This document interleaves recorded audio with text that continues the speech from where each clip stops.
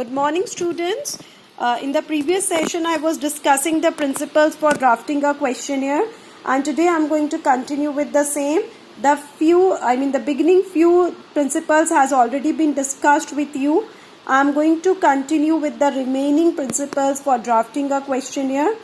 The first one here is avoid leading questions. We should always avoid leading question, which gives a clue about how the respondent should answer. So this has to be kept in mind while drafting a questionnaire. Question should be logically arranged. Now, what does it mean how to logically arrange the questions?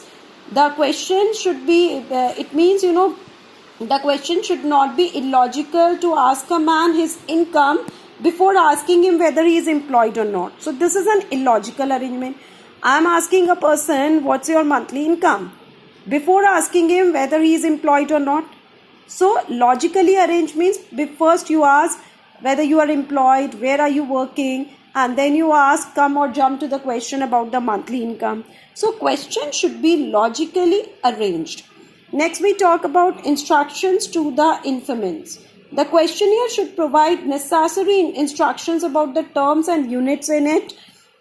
Clear and definite instructions for filling in the questionnaire and address. Where completed questionnaire should be sent and must be given. Now cross-examination, next point, what does it mean? It means that the questionnaire should be sent in such a way so that there may be cross-examination of the information supplied by the informant. Like for example, the question about age can be supplemented with another question on date of birth. So if a person tells you his age or her age, and then the next question you ask him or her about the date of birth. So you can cross-examine whether the person has replied you correct or incorrect. Next is questionnaire should look attractive. So it should look attractive as possible. The printing and the paper should be of good quality, and enough space should be provided for answers. Then pre-testing of the questionnaire should be done. Pre-testing or pilot survey is one and the same thing which has been already explained to you very properly. So whenever you prepare a questionnaire, it is very necessary that you do a pilot survey or a pre-testing of the questionnaire to know whether there is any problem in drafting a questionnaire or not.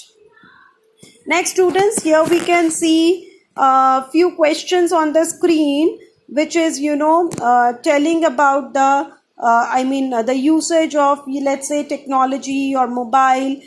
So few questions, examples are being given to you so that you know how actually, the questions are being framed or drafted, or how a questionnaire can be prepared. It can be any topic.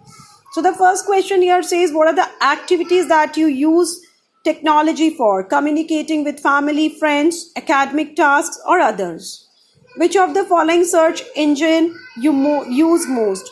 Google, Yahoo, Bing, MSN, other. Which of the following social media do you use the most? Facebook, YouTube, Twitter, MySpace, other. So in this way, students, there can be certain questionnaire drafted, like, even if I can talk about a questionnaire being drafted wherein, we talk about the consumer eating preferences. So first thing, the questionnaire, one thing I want to explain you here is that the questionnaire generally is divided into two parts. The first part relates to the personal details of the consumer or the respondent, wherein, you are asking the name, age, address, sex, phone number, monthly family income, and all these details. And the second part of the questionnaire is related to the area of your study. Like for example, if you talk about consumer eating preferences, so what kind of food do you normally eat at home? North Indian, South Indian, Mughlai, Chinese, continental, Italian, fast food, others. How frequently do you eat out? In a week, once, twice, thrice, more than thrice, and in a fortnight, in a monthly once. So whatever your answers are, I can keep a multiple, and when I give multiple choice to the consumers, so they respond very quickly. If you give them open-ended questions which involves numerical values, so they refrain from replying you this. So these things are the few things which you have to keep in mind while answering, while preparing or drafting a questionnaire. Next, we can see on the screen census and sample. Now, what does these two terminology means here? Census means the complete population and sample means a part of that population which is taken aside. So this is what is census and sample. Now I can give you a very good example to make you understand the difference between census and sample. First I'm going to talk about sample. So what exactly? Look, I'm going to take a household example. Suppose your mother is cooking rice in a container. So how does she come to know whether the rice is fully cooked? How does she come to know?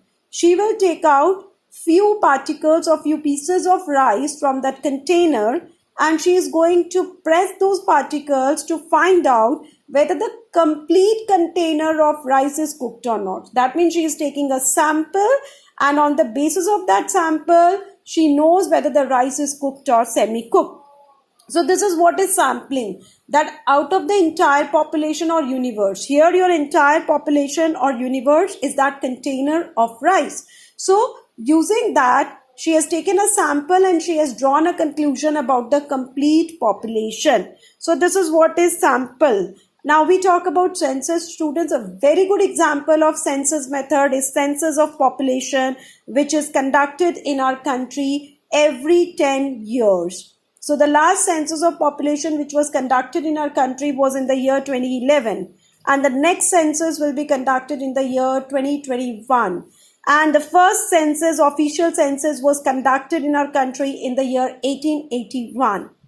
So these are the few dates which I have told you. Now we see here on the screen the difference between the sample and the census method. In case of sample method, only few units of the population is studied, whereas in case of census, each and every unit of the population is studied.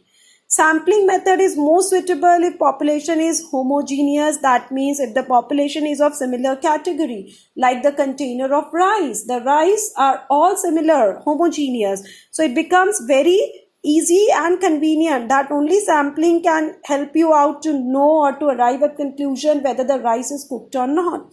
Whereas in case of census, it is more suitable if the population is heterogeneous. That means you study the entire universe, the entire population. When the population is heterogeneous, heterogeneous means of different category, not similar to each other. Sample, there is a margin for error, but whereas in census method, there is no margin for error. Reason behind, you are studying each and every item of the universe. Census takes less time, power and money, whereas sample take more time, more power and more money. This is smaller in proportion, whereas this is much bigger in proportion. So this is what the difference between census and sample method, students. So that's all for this session. In the next session, I'm going to discuss the merits and demerits of both these methods. Thank you so much.